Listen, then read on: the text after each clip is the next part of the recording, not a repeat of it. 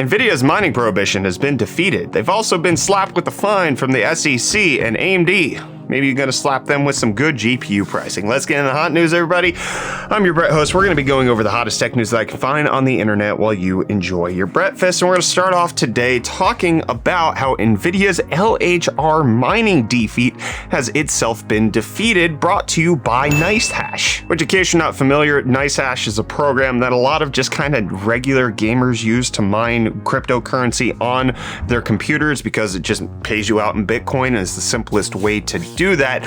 Anyways, they obviously have a vested interest in more people using their platform, so they have come out with the first fully 100% unlock on these GPUs. You might remember that they've actually come out with a 70% unlock back in August of 2021, but now this is a full defeat of the LHR lock that Nvidia has put on their RTX 30 series GPUs, but can only be used on Ethereum mining and can only be used in conjunction with their brand new NiceHash quick miner in order to get all of that done. So if you want to see your highest percentage profits, using NiceHash obviously behooves you. They have a vested interest in making this happen. That makes a lot of sense. It's been verified by a few other people. I actually even verified this over on my 3090 Ti. Previously, we were getting 110 megahash per second on around 405 watts of power consumption just by switching to their new quick miner, which is the Reece candidate. We actually went up to 130 megahash on only roughly 300-ish watts. So we gained about 15 to 20% in raw hashing power, but then also dropped about 25% in power draw, making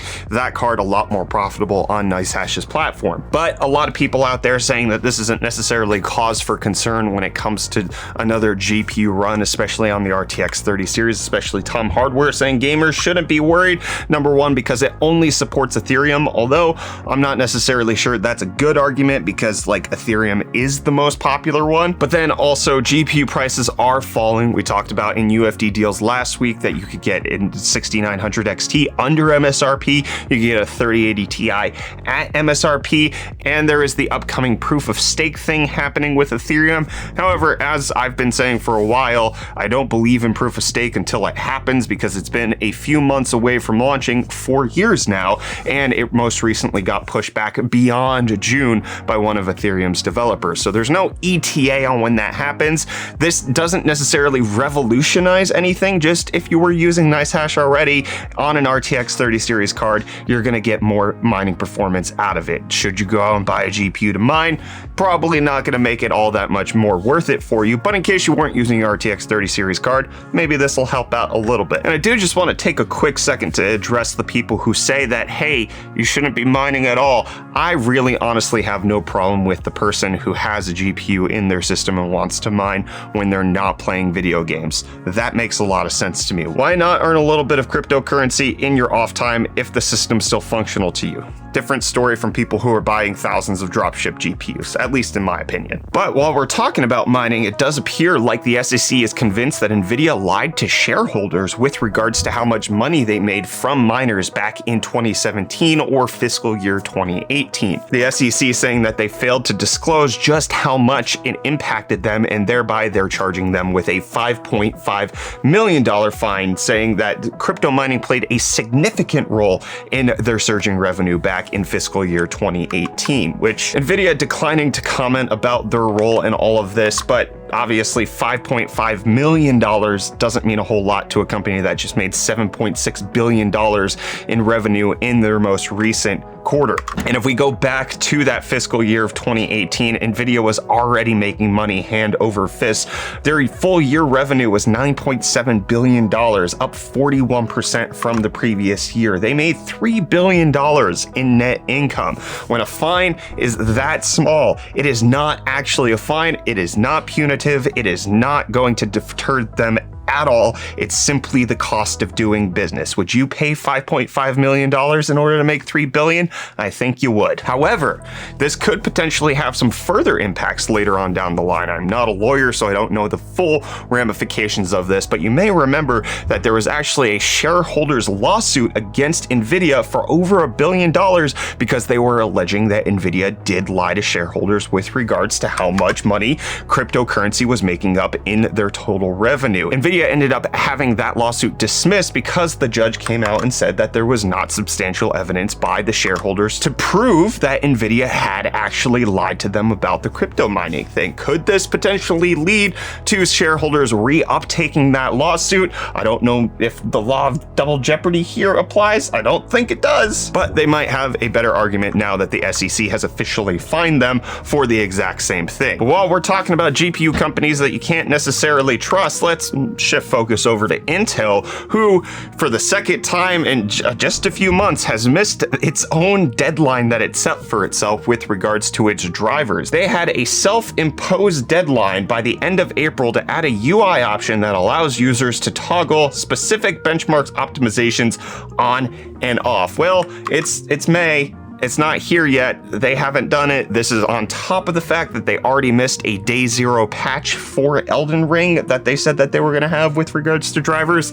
That didn't happen either. This is probably the most major concern that people have when it comes to Intel's GPUs, not necessarily being able to trust their drivers. If we go back to the Intel Xe graphics that came out most recently, the DG1, driver optimization, really bad on that. Rumors behind the scenes indicate that the reason the Arc Alchemist GPUs have been delayed is because of driver issues, and then seeing them miss their own self-imposed deadlines doesn't exactly boost my confidence. Let me know if you're confident in Intel's driver abilities down below in the comments. Let's talk about ASUS, and they're going to have a PCI Express 4.0 SSD. They're getting into the internal M.2 SSD game. They're going to be calling it the SQ7, and it will come in at least 1 terabyte in size. Not quite clear what the pricing will be, what bounds of storage they're going to give us. I would assume up to 4 terabytes. We'll just have to wait to hear from them either on the 17th of May for their Boundless event or during Computex towards the end of this month. But towards the end of this month, Apple will not have its director of machine learning because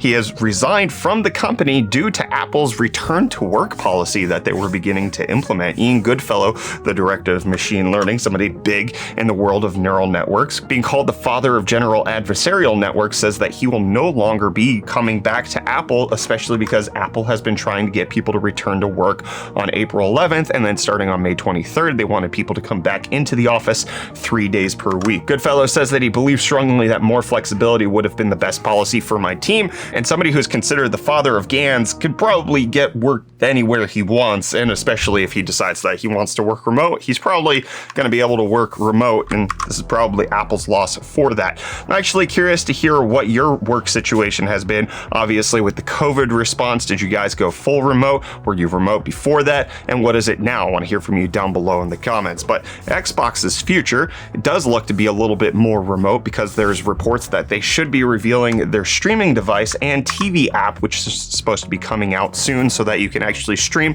Xbox games either to something like a Samsung TV or to a little stick that you can plug into the HDMI port like a Chromecast, but you can stream Xbox Live games. However, Xbox has already confirmed that they've been working on these and we're just waiting for them to actually fully reveal them, but there is a little bit of concern considering that Xbox Live had several outages over the weekend for multiple hours, so it doesn't necessarily bolster the confidence of having a live-only device where it is only cloud streaming, but in case that's all you can afford, or if it's included with your TV, it might not necessarily be the worst of choices. But now let's talk about the next AMD GPUs, which we're expecting to launch tomorrow from AMD. We now have leaked pricing coming out from video cards with regards to the 6950, 6750, and 6650 XT. The pricing of each, the 6650 starting at $399, the 6750 starting at $549, and the 6950 XT starting at $1099. So only $100 increase over the 6900 XT, which is actually